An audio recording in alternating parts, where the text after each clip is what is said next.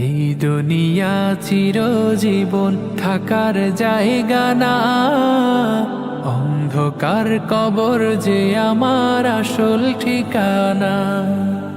এই দুনিয়া চিরজীবন থাকার জায়গা না, অন্ধকার কবর যে আমার আসল ঠিকানা।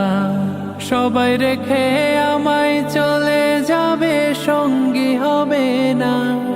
সবাই রেখে আমায় চলে যাবে, সঙ্গী হবে না।